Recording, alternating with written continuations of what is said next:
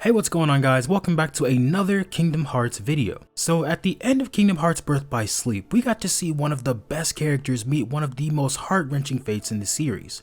We get to see a friendship torn apart at the hands of Master Xehanort when Ven ends up with a fractured heart that leaves him to recover inside Sora's, which leaves him in a coma for about over a decade. Terra's body ends up getting taken over by Xehanort, and he's essentially trapped inside his own body for multiple years, first being trapped by Apprentice Xehanort, then becoming the guardian for Terranort. But the character I want to talk about today is actually Aqua, who ended up getting trapped in the realm of darkness for over a decade. I want to focus on her because personally I think she has one of the most interesting character arcs in the series.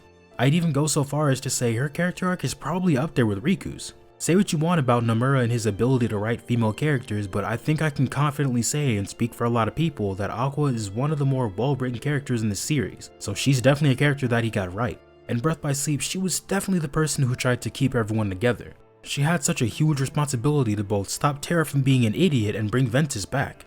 Despite all of that though, and I talked about this a little bit in my 12 Days of Christmas video that went over Birth by Sleep, I thought Aqua's story in Birth by Sleep was fantastic, but her actual character in that game was a little one-dimensional.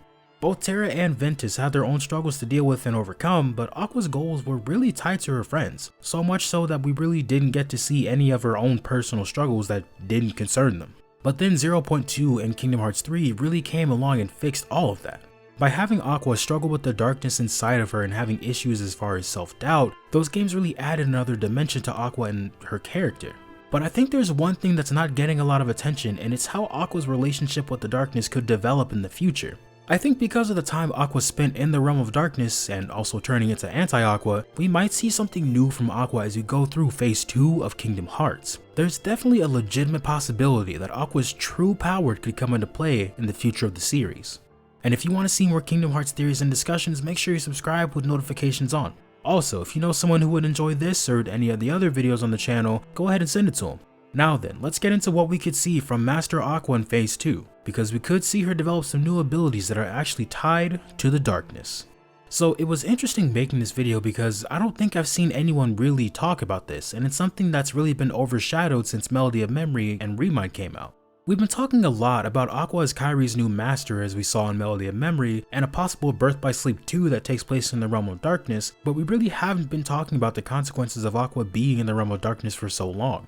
Throughout phase 2 in the series, I could definitely see Aqua turn into a Riku-like character and become another Keyblade wielder that utilizes both light and darkness when fighting. But before we talk about how she could develop those abilities, we need to talk about Aqua's relationship with the darkness and Aqua as a character, because the two really do go hand in hand. From her time spent in the realm of darkness, we got a really good look into Aqua's character. Over the course of 0.2, we see the stoicism and sense of purpose that we always saw in Birth by Sleep slowly but surely be broken down over the course of the game after she sacrificed herself to save Terra. And then over the course of the game, we see her inner emotions come out.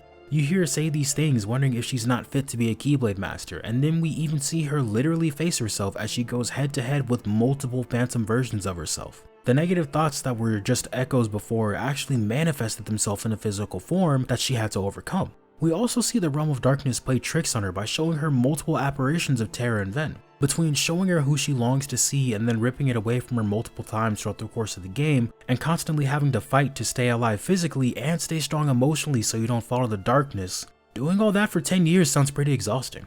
Then of course we get to see Anti-Aqua in Kingdom Hearts 3, which is essentially the result of everything she encountered in the realm of darkness, breaking her down and finally taking over. And she was low-key spitting some facts when she gave that speech to Riku and Mickey. After being in the realm of darkness for so long without a Keyblade and unable to defend herself, she eventually just fell to darkness. So at this point, Aqua has been in close contact with the darkness by just being in the realm of darkness for so long, and even ended up being taken over by it.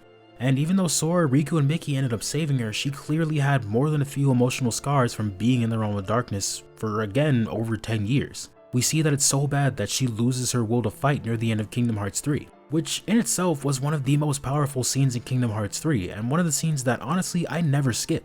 Because it's there that we see Aqua, the master that's always ready to throw hands for the sake of her friends. The same master who survived the realm of darkness for 10 years while remaining strong where most people would have failed, just give up. And then Remind managed to make a great scene even better by showing us that she's still very much affected by what happened when we see that she sees that giant heartless tornado as just thousands of dark aquas, reminding her of when she gave into the darkness and that moment of weakness. All that to say, I think the darkness that Aqua was exposed to for so long definitely had an effect on her character, because there were some noticeable consequences of not only being in the realm of darkness for so long, but eventually falling to darkness to, of course, become anti-Aqua. And personally, I don't see that arc being over just because she's taken on the role of Kairi's master.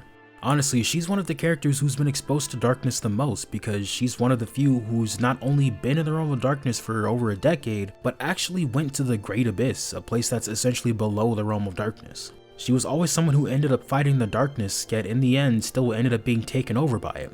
And it's for that reason that I think Aqua will definitely be an interesting character to watch, because that arc has the potential to develop over phase 2, and I for one can't wait to see what they do with it. Because having someone originally on the side of light giving into the side of darkness sounds very similar to characters like Riku, and one thing I think we could see is Aqua potentially having problems controlling the darkness inside of her. Because even though Aqua is seemingly fine in the Limit Cut episode, the fact that Riku has to ask if she's okay before they go into the realm of darkness means that those scars could still very well be there. She just doesn't have to face the darkness alone this time, she has Terra and Ventus. It could very well be possible that she develops the same problem as Terra in failing to control the darkness inside of her due to all the darkness she was exposed to, and it could come out during crucial times like during a fight or when she's strengthening her resolve, as JRPG characters seem to do quite a lot. If we ever get a game with the Birth by Sleep trio in the future that follows what they did in the Realm of Darkness, I could see Terra, Aqua, and Ventus going in there and having a run with anti-Aqua.